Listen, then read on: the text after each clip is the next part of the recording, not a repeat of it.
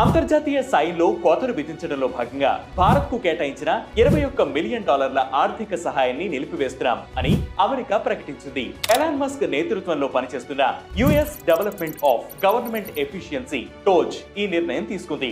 భారత్ లో ఓటర్ల సంఖ్యను పెంచడానికి ఈ నిధులు కేటాయించినట్లు పేర్కొంది. ప్రధాని మోదీ వాషింగ్టన్ పర్యటన ముగించి వచ్చిన అనంతరం ఈ ఉత్తర్వులు వెలువడటాన్ని మనం ఇక్కడ ప్రధానంగా చర్చించుకోవాలి.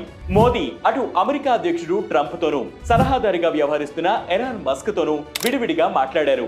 ఈ సందర్భంగా టెక్నాలజీ, స్పేస్, మొబిలిటీ, ఎనర్జీ రంగాలపైన చర్చలు సాగాయి. మోదీ పర్యటన సందర్భంగా ఏర్పాటు చేసిన ప్రెస్ బ్రీఫింగ్ లో కానీ, అధికార ప్రకటనలో కానీ ఎక్కడా కూడా అమెరికా ఇలాంటి నిర్ణయం తీసుకున్నట్లు సమాచారం బయటకు రాలేదు.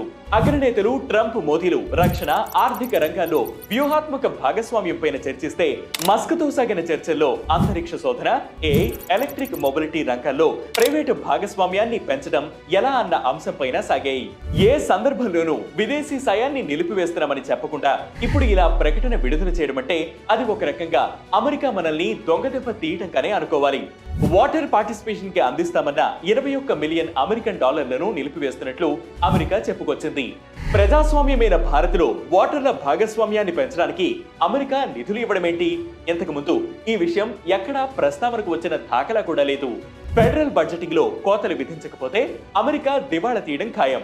అందుకే మేము ఖర్చులు తగ్గించుకోవడం పైన దృష్టి పెట్టాం అని ఎలాన్ మస్క్ బాధ్యతలు స్వీకరించిన నాటి నుంచి చెబుతూ వస్తున్నారు. ఇంతకు ముందు బంగ్లాదేశ్, మొజాంబిక్ తదితర దేశాలకు కూడా ఆర్థిక సహాయాన్ని నిలిపివేశారు.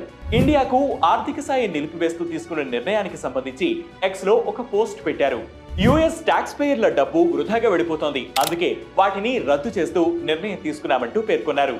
దాంతో ఈ వ్యవహారం బాహ్య ప్రపంచానికి తెలిసింది. భారత్ కు ఫండింగ్ నిలిపివేయడం అనేది ట్రంప్ 2.0లో కీలకమైన నిర్ణయంగా చెబుతున్నారు. అయితే భారత్ దీన్ని ప్రశ్నిస్తోంది.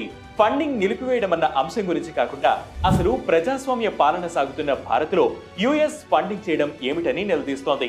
ప్రభుత్వం, అధికార పార్టీ నేతలు ఇంకా నేరుగా స్పందించలేదు.